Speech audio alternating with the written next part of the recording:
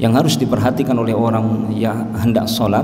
Yang pertama adalah yusbigul wudu'a, dia harus menyempurnakan wudu. Apa makna dari menyempurnakan wudu atau isbagul wudu? Kata beliau, wa huwa an yatawaddo'a, dia berwudu kama amarahullahu, sebagaimana Allah perintahkan. Allah Subhanahu wa taala memerintahkan kaum muslimin berwudu saat mereka berhadas dan hendak menunaikan ibadah salat.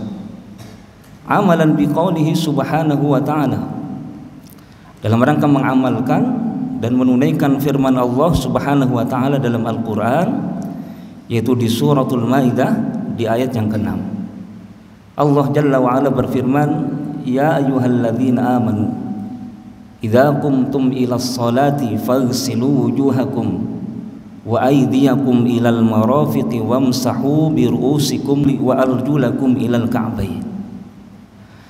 Artinya, ya ayyuhalladzina amanu, wahai orang-orang yang beriman, idza qumtum ilas salati, apabila kalian hendak mendirikan salat.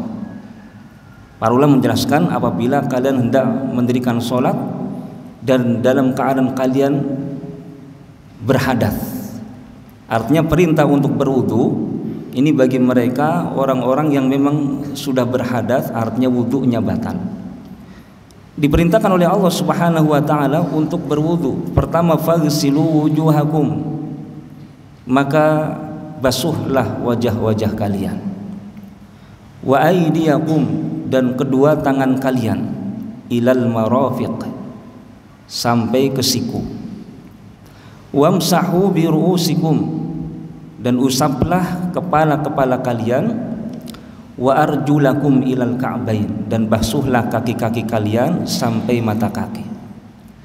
Para jamaah kaum muslimin rahimani wa rahimakumullah, Allah Subhanahu wa taala menyebutkan tentang anggota-anggota wudu. Di sana ada wajah, ada juga kedua tangan, ada kepala dan juga kaki. Dan dalam wudu itu ya ada dua hal yang kita bedakan sebagaimana Allah Subhanahu wa taala membedakannya, yaitu untuk wajah dan kedua tangan sampai siku serta kedua kaki sampai mata kaki, ini Allah perintahkan dengan al-ghusl, dengan dibasuh. Akan tetapi barakallahu fikum, ketika Allah memerintahkan pada kepala, Allah menyatakan wamsahu bi ru'usikum, usaplah kepala kalian. Apa bedanya? Para ulama menjelaskan bahwasanya membasuh itu harus ada air yang dialirkan. Adapun kalau mengusap, dan ini hanya pada kepala kita, cukup tangan kita basah kemudian kita usapkan pada permukaan kepala kita. Demikian barakallahu fikum, dijelaskan oleh para ulama bahwa dalam wudu itu ada yang harus dibasuh, air itu harus mengalir ya. Kemudian ada yang diusap saja. Para jamaah kaum muslimin dan muslimat rahimani wa rahimakumullah, ini firman Allah Subhanahu wa taala menjelaskan kepada kita bahwasanya salat bagi orang-orang yang dalam keadaan berhadas, maka dia diperintahkan untuk wudu terlebih dahulu, dan ini hukumnya wajib. Kemudian beliau mengatakan wa qaulin Nabi sallallahu alaihi wasallam, dan dalam rangka mengamalkan perintah Nabi sallallahu alaihi wasallam atau ucapan dan hadis-hadis Rasul sallallahu alaihi wasallam. Rasulullah sallallahu alaihi wasallam menyabdakan dalam hadis yang diriwayatkan oleh Imam Muslim, la tuqbalu salatun bi ghairi tuhurin wala sadaqatun min gululin, atau kama qala alaihi salatu wasallam. Kata Nabi sallallahu alaihi wasallam, la tuqbalu salatun, tidaklah diterima salat.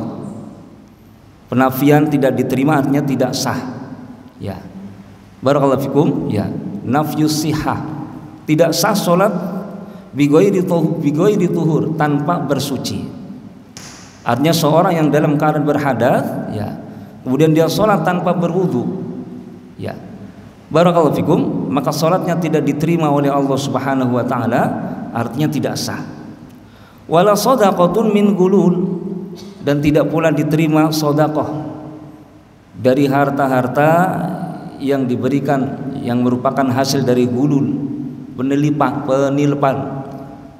ghanimah yang belum dibagi kemudian diambil, disembunyikan untuk dirinya sendiri, ya, maka namanya gulul, nilep harta yang menjadi milik negara atau milik kaum muslimin untuk pribadi sebelum harta itu dibagi.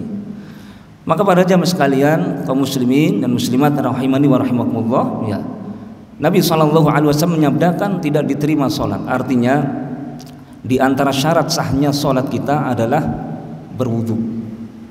Dan telah kita pelajari tentang syurutus sholat, syarat-syarat sholat yang 9. Barakallahu fikum, ya. Di antaranya adalah raf'ul hadath wa izalatun najas, adalah menghilangkan hadath, ya, dan juga menghilangkan najis. Bagaimana menghilangkan hadath kita, hadath kecil? Kita hilangkan dengan berwudu. Maka barakallahu fikum, ini menjadi kewajiban setiap kita ketika sholat dan kita dalam keadaan berhadath, kita wudu terlebih dahulu. Di dalam hadits yang lain Rasulullah SAW mendapati orang yang sholatnya keliru. Maka Rasulullah SAW bimbing sahabat ini karena keliru dalam sholatnya, dan bimbingan Rasul sangat menyeluruh. Kata Nabi SAW, "Idza qumta ila sholati fa asbighil wudu." Apabila engkau hendak sholat, terlebih dahulu sempurnakanlah wudu'mu. Kemudian berdirilah, wastaqbil qiblah fakabbir, menghadaplah ke arah kiblat dan bertakbir. Sebelum dimulai tentang takbirnya, tentang menghadap kiblatnya, terlebih dahulu Rasul sallallahu alaihi wasallam, ya, mengarahkan kepada orang ini untuk menyempurnakan wudu.